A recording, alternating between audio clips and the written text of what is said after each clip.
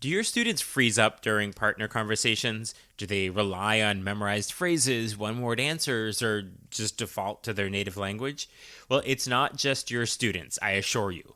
And the issue actually isn't their ability, it's the way we structure the speaking tasks. So in this episode, I'll show you how you can get students talking and really communicating no matter what their proficiency level is. You'll learn how to design interpersonal speaking tasks that are spontaneous and supported. I know, a strange concept, but it's true.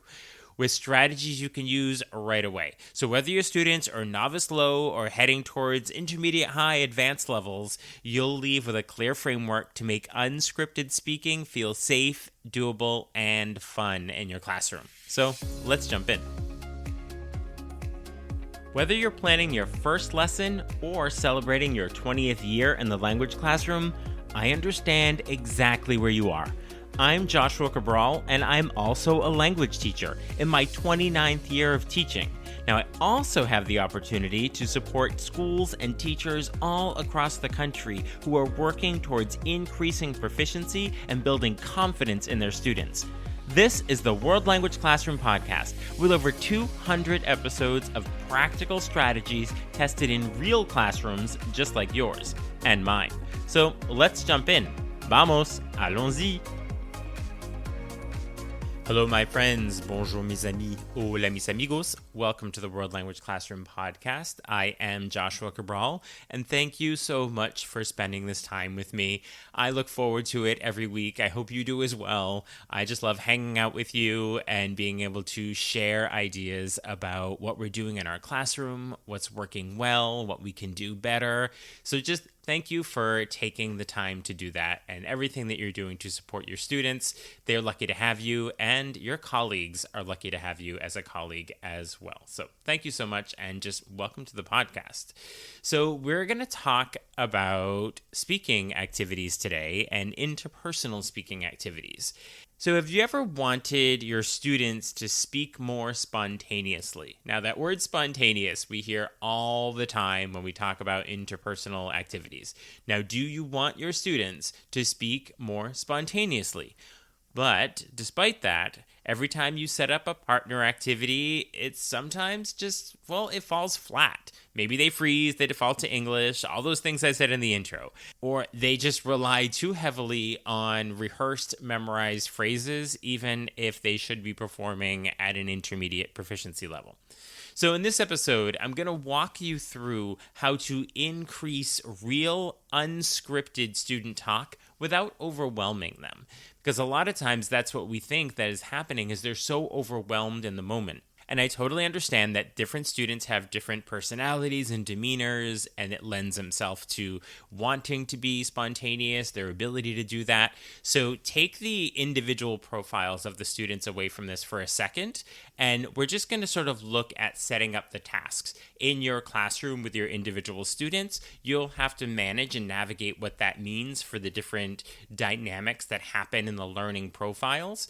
But for our purposes here, we're really just going to look at how we're structuring the tasks to make students feel comfortable and supported and ready and willing to take risks with the language. Because a lot of times when they fall back on their native language or one-word answers, or they use a memorized phrase, it's because they're 100% sure about it, or maybe they don't speak at all, and they are just hesitant to take risks because they're uncomfortable or they're afraid to do it. And what we want to do is set up those situations where they are minimizing taking risks, because we set up the tasks so that they are using mostly language they're comfortable with, or we are planning so that they are comfortable taking risks and it's okay if it doesn't come out perfectly. So that's what we mean when we talk about this overwhelm. We want to remove a lot of those factors so that this unscripted student talk is something that they're able to engage in with confidence. So you're going to learn how to design interpersonal tasks that work. Now, this is whether novice level students, intermediate, advanced, doesn't matter what their proficiency level is. There is a repeatable framework that I want to share with you, and you can use this to plan and manage all of your speaking tasks that will help to grow that confidence and build real confident communicators in your classroom within your students. And you can put whatever content or proficiency level on it. It's going to be different depending on what they're able to produce and their text type and all of that. But essentially, this is going to be a framework that you can start using pretty immediately in your classroom. So you've had those moments when students do light up during a conversation. It's not always like gloom and doom. I'm making it sound like this always is a bad thing and they never speak. We definitely have those moments that motivate us, that keep us going. If it was never happening, then we wouldn't be showing up every day and feeling motivated to work with our students. So yes, we do have those moments when students light up and perform well during those conversations, during those interpersonal tasks in our classrooms. And, maybe they're talking about their weekend or they're negotiating a snack to buy in a role play, but they're actually talking and communicating and not just reciting. So we do have those moments in our classroom. And before we even look at setting up the tasks, I will just point out that when it's something they want to talk about, they're going to talk about it. If it's something they don't care to talk about, they're going to be more hesitant to talk about it. So just like Stephen Krashen always says that comprehensible input is really important, but even more important is compelling input. So it's stuff that the students actually want to understand, not just understand it. So when we give them prompts and tasks that are on topics that are of interest to them, that's already going to produce a more effective speaking situation. So when we give them a topic that they actually want to talk about, that is going to create a speaking situation that they're just going to be more comfortable with because they want to be talking about it. So before we even look at this framework, we want to make sure that the content and the ideas that we are having students engage with are things that are of actual interest to them. And I always recommend to teachers that if you're not sure what those things might be that they're interested in, just ask them. They'll tell you. So we do have those positive situations that happen in the classrooms who are motivated to go on. But despite that, we do often get those blank stares, those one-word answers, those incomplete sentences, those memorized phrases, all of those things. So why is interpersonal speaking so hard, right? It just seems like it is just this challenging thing, and there's so many things that come into it. There's fear, and there's not wanting to say the wrong thing or not knowing every word that they want to say. There's so many things that contribute to it. So yes, that's what makes it so hard. But here's the thing. Students don't need more vocabulary lists and more scripted dialogues. We often do that. We have more vocabulary to use than they can say more when they talk. We've given them more guided dialogues. They've read more dialogues, and that's what they're going to be able to use when they talk. What they need is support for those real-time interactions, those interpersonal interactions. They need support. So it's not about making it easier. It's about making it doable. So I'll say that again because it's really important that when students are engaging in these interpersonal conversations, these real-time interactions, it's not about making it easier when we provide support. It's about making it doable for them. And that support is going to look different depending on their proficiency level. So helping students speak more and with more confidence at every level is what our goal is. And that's going to look different in a novice, an intermediate, and advanced class. So there's a bit of a shift in mindset when it comes to how we're doing this in the classroom. But let this sit with you for a second, that spontaneous speaking doesn't mean unprepared. It means unscripted. So spontaneous speaking doesn't mean unprepared. It means unscripted. So when we're talking about spontaneous speaking in the classroom, doesn't mean you just throw a random topic at them and there's no prep involved and they just have to talk about it. That is not what an effective interpersonal speaking activity is like for a novice level or even intermediate level student. When you get way up into your advanced levels, you could possibly be doing that. But when it comes to our more novice and intermediate level students, when they engage in spontaneous speaking, there is preparation and scaffolding and support that goes into helping them do that during the process of the practicing. When they get to the assessment, then that's all on their own.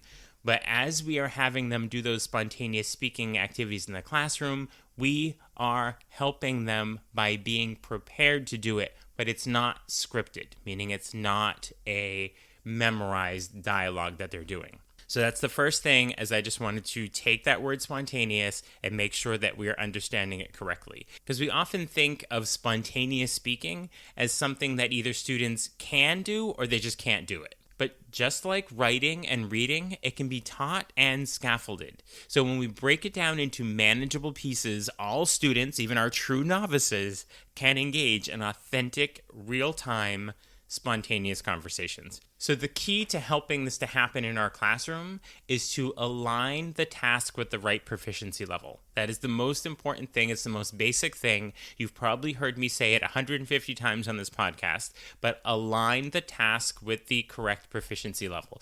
If the proficiency level is wrong, they're either going to end too quickly because it's too low for them, or they're going to resort to their native language or freeze if it's too high. So as simple as it sounds, it just needs to be at the right proficiency level.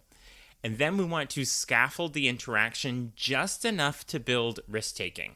So we want to make sure that they are supported enough, one, by having the right proficiency level, two, by having maybe some sentence starters or practice beforehand, that if there is some risk-taking, it's minimal and it's not every third word in every sentence that they're trying to say, but it's very minimal.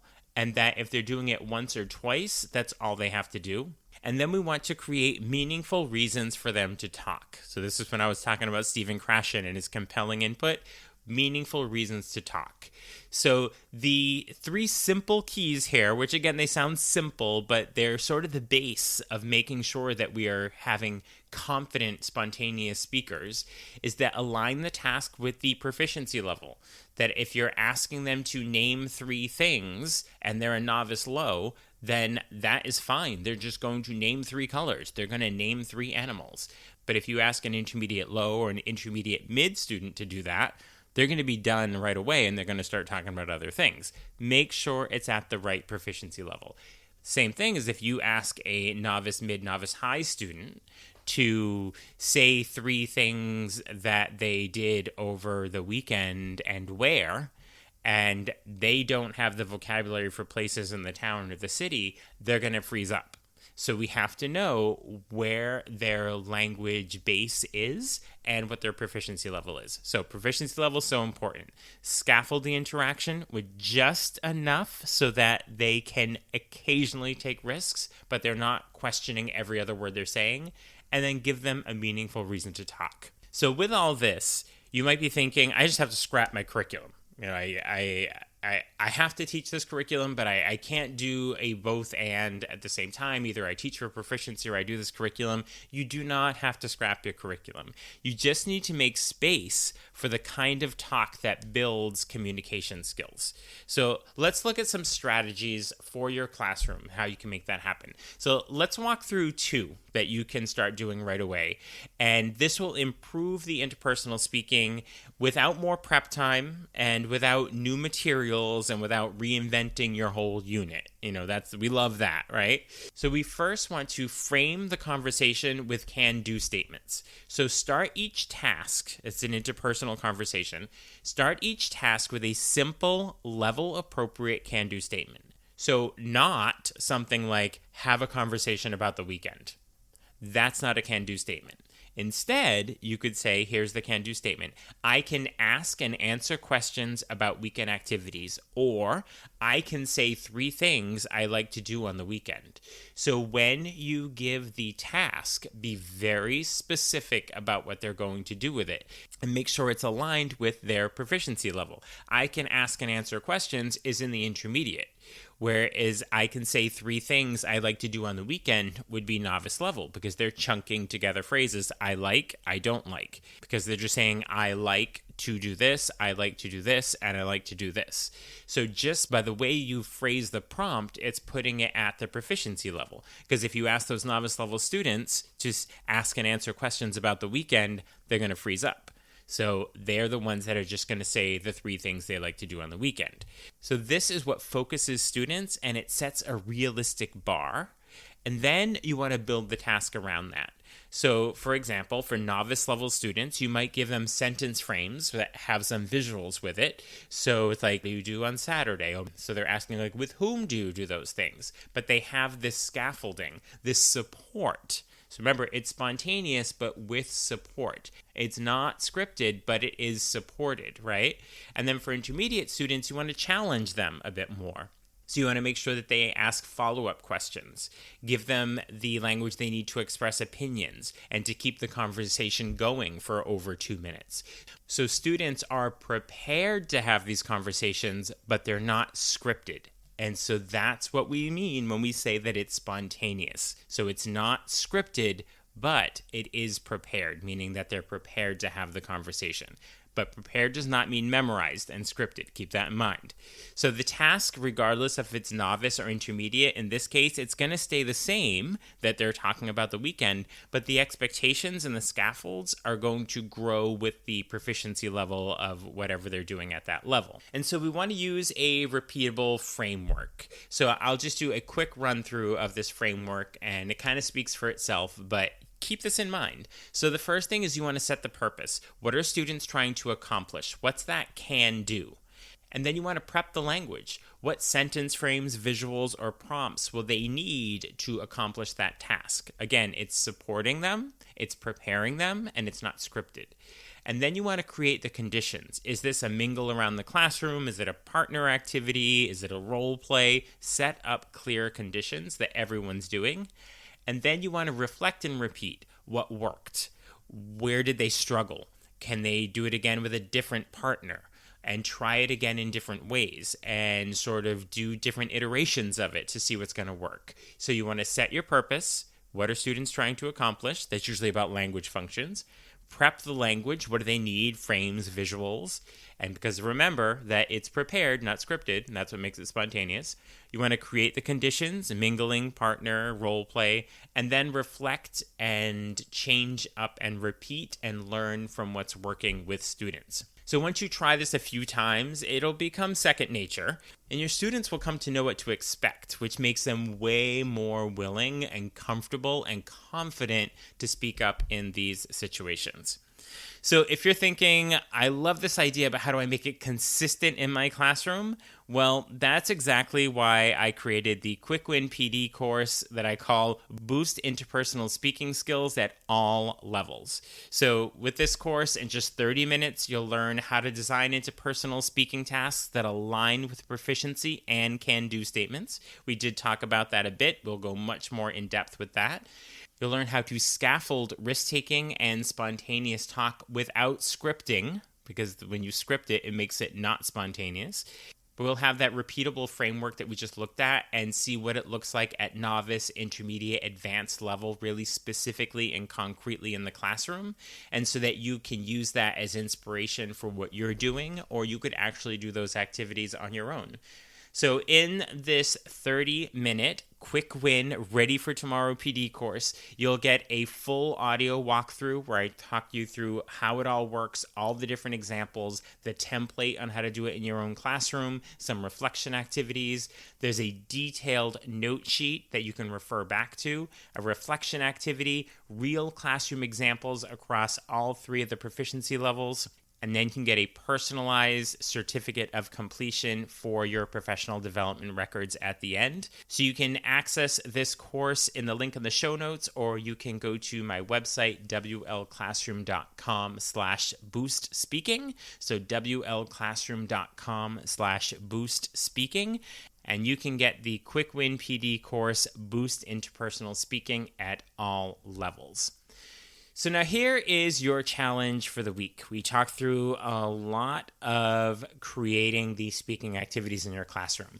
So what I would like you to do is choose one upcoming lesson and write a can-do statement that fits your students' current proficiency level.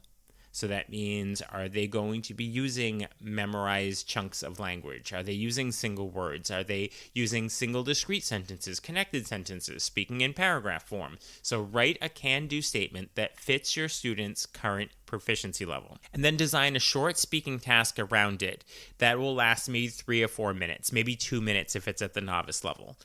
And then once you have that, ask yourself, what supports do students need?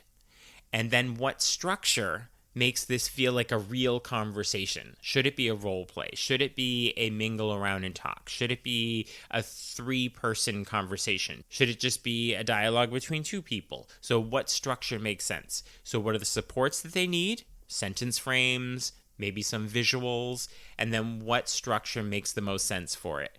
And then try it out and see how they do. And most importantly, reflect on it. And then try it again and make small tweaks so that it is better the next time. And use that framework that I pointed out, where you are going to set the purpose, prep the language, create the conditions, and then, of course, rinse and repeat at the end. So here's what it really comes down to, is that students don't get better at speaking by talking more. They get better at speaking by doing the right kind of talking that's supported in the right way. And that we keep in mind that when we say that it's spontaneous, it doesn't mean that it's unprepared. It means that it's unscripted. So if you want that clear, easy-to-use system to plan and manage interpersonal speaking in your classroom, to make it a regular part of your teaching, be sure to check out the Quick Win PD course on boosting interpersonal speaking in your classroom. The link is in the show notes. So thank you for all that you do on a daily basis to help your students become confident, real-world communicators. If you'd like more ideas to bring proficiency-based strategies into your teaching, you'll find PD options for you and for your school in the show notes and on my website. So I will talk to you soon. Bye for now. Thank you for listening. Be sure to follow or subscribe so you don't miss a single episode. And let's stay connected on social media. You can find me at WL Classroom pretty much everywhere. You'll also find lots of ideas, suggestions, and resources on my website, WLClassroom.com. Now stay curious, keep learning, and continue the great work you do inspiring and supporting your students.